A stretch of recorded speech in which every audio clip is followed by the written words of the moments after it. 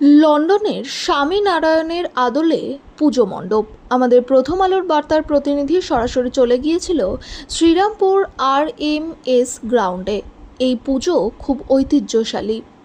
শ্রীরামপুরের 5 ও 6 নম্বর পল্লী ব্যবসায়ী সমিতিরা এই পুজোটা করে থাকে। বেশ কয়েক বছর আগে থেকে শ্রীরামপুরের সাংসদ তথা বিখ্যাত আইনজীবী কল্যাণ ব্যানার্জির পুজো নামে খ্যাত হয়।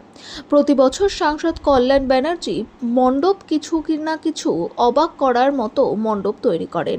তিনি এর আগে মালয়েশিয়ার টুইন টাওয়ার করে দর্শকদের দৃষ্টি আকর্ষণ করেছিলেন। এরপর তিনি অন্য রাজ্যে একটি সুন্দর মন্দির করে ভক্তদের বাহবা করিয়েছিলেন। এবারে তিনি করছেন লন্ডনে স্বামীনারায়ণের মন্দিরের আদলে পুজো মণ্ডপ। আনুমানিক প্রায় 80 লক্ষ টাকা ব্যয় হচ্ছে এই পুজো মণ্ডপ তৈরি করতে। এই পুজো মণ্ডপটি টোটালি প্লাস্টিক ফাইবার, কাঠের ব্যাটাম, বড় বড় প্লাইউড এবং থার্মোকল দিয়ে এই পুজো মণ্ডপটি তৈরি হচ্ছে।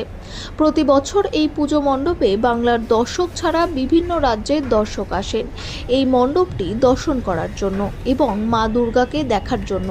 প্রায় 35 থেকে 40 জন বিভিন্ন জেলা থেকে এখানে এসেছেন এই মণ্ডপ তৈরি করতে।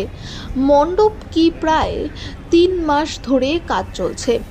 যেসব কর্মীরা কাজ করছে তাদের থেকে জানা গেল আগামী মহালয়ার দিন তারা সেটা শেষ করতে পারবেন এবং সাংসদ কল্যাণ ব্যানার্জির হাতে তুলে দিতে পারবেন সজ্জিত মণ্ডপটি।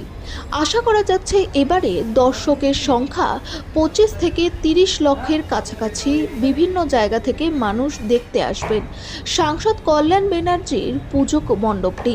শ্রীরামপুর RMS গ্রাউন্ড থেকে রিপোর্ট অমল চ্যাটার্জির, প্রথম আলোর বার্তার পর্দা থেকে। সঙ্গে থাকুন, ভরসা রাখুন।